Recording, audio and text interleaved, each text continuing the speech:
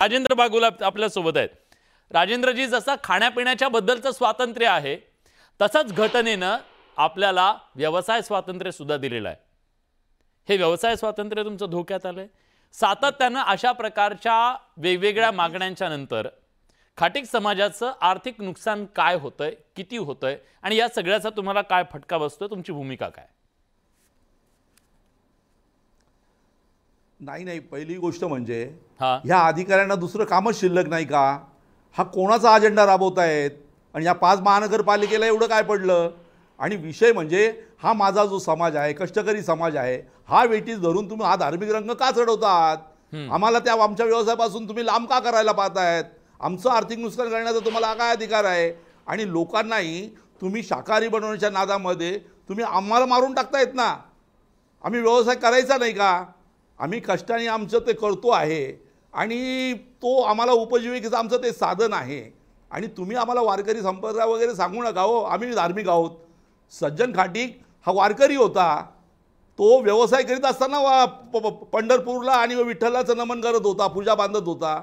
आणि तुम्ही आम्हाला शिकवावी हे चुकीचं आहे आणि हे आमच्या समाजावर अन्यायकारक आहे. आणि वेळोवेळी प्रत्येक वेळेस मग ते झटका असेल किंवा हलाल असेल याच्या माध्यमातून असेल किंवा आता हे बंद करण्याच्या नादामध्ये तुम्ही आमचं स्वातंत्र्याच्या दिनी आज ह्या आमच्या स्वातंत्र्याचा मुद्दा पाडतात. हे याच्याकडे कोण लक्ष देणार? म्हणजे गरीब आमचा समाज आहे, जो असा मायक्रोमधला लहानातला लहान समाज आहे, त्याला त्या धंद्यापासून परावृत्त करायचं, दाबून टाकायचं आणि त्याला वेटीस धरून तुमच्या धार्मिक उच्चात मांडवायचे, हे काही बरोबर नाही. तुषार भोसलेजी, असं आहे की याच्यात कुठेही व्यवसायाचा संबंध नाही. व्यवसायावर बंदी आणलेली नाही. 2-5 दिवस वर्षातले बंद ठेवायला लावले म्हणून लगेच व्यवसायावर बंदी आणली, व्यवसाय पोटावर पाय दिला असं म्हणणं पूर्णपणे चुकीचं आहे. शासनाने किंवा महानगरपालिकांनी 365 दिवस व्यवसाय बंद केलेले नाहीत. पण काही आपला प्रथा परंपरा असतात. आपले जर देशाचे काही धार्मिक सण आणि राष्ट्रीय सण उत्सव असतील, या दिवशी जर आपल्या मूळ संस्कृतीने, आपल्या साधू संतांनी सांगितलेलं अहिंसेचं तत्व जर जोपासलं जात असेल तर त्याच्यात कोणाला दुखावण्याचा आणि व्यवसाय बंद होण्याचा परिणाम होत नाही. मी पुन्हा एकदा सांगतो, काय खावं काय खाऊ नये याच्याविषयी कोणताही आदेश नाही. याच्याविषयी आमचा कुठेही दुराग्रह नाही की शाकाहारच केला पाहिजे. ज्याला मांस खायचंय त्यांनी मांस खावं, ज्याला शाकाहार करायचंय त्यांनी शाकाहार करावं. अगदी आज मला वाटतं आदित्य ठाकरेंनी सांगितलंच आहे की ते 15 ऑगस्टला मांसच खाणार आहेत. त्यांना आमच्या शुभेच्छा आहेत, कारण ते आता नवीन इटालियन मेक्सिकन काय काय त्यांना खायचंय. त्यांचा घरोबा इटालियन कुळाशी झाल्यामुळे त्यांना आता मांस फार आवडायला लागलंय. 15 ऑगस्टला गोकुळाष्टमी आहे आणि गोकुळाष्टमीच्या दिवशी जर ते मांस खाणार असतील तर हिंदुत्ववादी नसलेल्या ठाकरेंना आमच्या शुभेच्छा आहेत. पण गोकुळाष्टमी आणि ज्ञानेश्वर महाराजांच्या जयंतीच्या दिवशी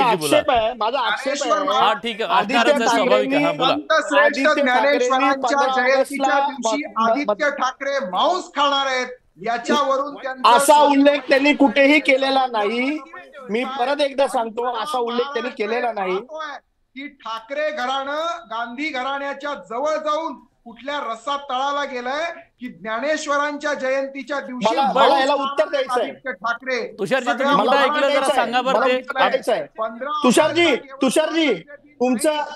तुमचं आम्ही सर्व ऐकून घेतलं.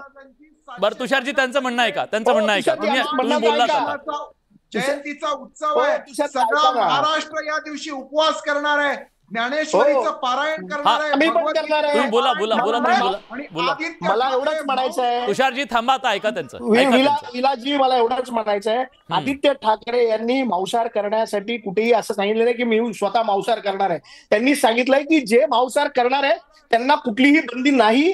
आणि जे हे मुद्दे आहेत ना, हे भरकटवण्याचं जे काम करतायत, मला एवढंच सांगायचं आहे की धार्मिकतेचा पंछा ओढून फक्त कोणी धार्मिक होत नसतो. आम्ही देखील वारकरी संप्रदायाचे आहे, आम्ही देखील दत्त संप्रदायाचा आहे. परंतु फक्त कुठल्या देशामध्ये कबुतरांना दाणे टाकायचे की नाही, देशामध्ये मांसाहार करायचा की नाही, अरे याच्यापेक्षा व्यतिरिक्त देशामध्ये अनेक मोठे मुद्दे आहेत.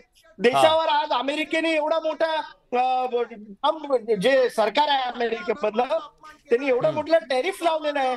हे कुणी मुद्दे बोलायला तयार तुषारजी नाही. तुमचा आवाज जात नाही ऑन एअर, प्लीज थांबा. कचरे, खड्डे, कचरा याच्यावरती कोणी बोलायला तयार नाही. यांचा मुद्दा फक्त एवढाच आहे, कुणी मांसाहार करावा. आणि जर तुम्ही मांसाहाराला इतर धर्मांशी जोडत असाल तर हे चुकीचं आहे. हिंदू धर्मातले अनेक लोक मांसाहार करणारे आहेत. ठीक तर आहे. एका विशिष्ट धर्माशी मांसाहाराला जोडण्याचं काम काही लोक करतायत, जाणून बुजून करतायत, कारण महाराष्ट्रात द्वेष पसरवायचा आहे आणि मतांचं राजकारण करायचं आहे, त्याच्यासाठी हे करतायत. ठीक आहे, ठीक आहे. बहुतेक माझा आवाज, आपल्या कुणाचाच आवाज तुषारजींपर्यंत जात नाही, ते नॉनस्टॉप बोलतायत. तुषारजी मी प्रयत्न करतो तुमच्यापर्यंत माझा आवाज येईल अशा पद्धतीनं. अजितजी छोटीशी कमेंट, वेळ संपलाय, नंतर हनुमंतजी आणि तुषारजींसाठी खास प्रश्न आहे माझा नंतर. दीपेशजी, तुमच्या समोर हनुमंत पवारांनी आता स्वातंत्र्यवीर सावरकरांचा अपमान केला, म्हणजे खरोखर आम्हाला कीव येते की ज्या मुद्दा भरकट होऊ नका, आपण मुद्द्यावर बोलू ना, आपण वेगळी चर्चा करू ना.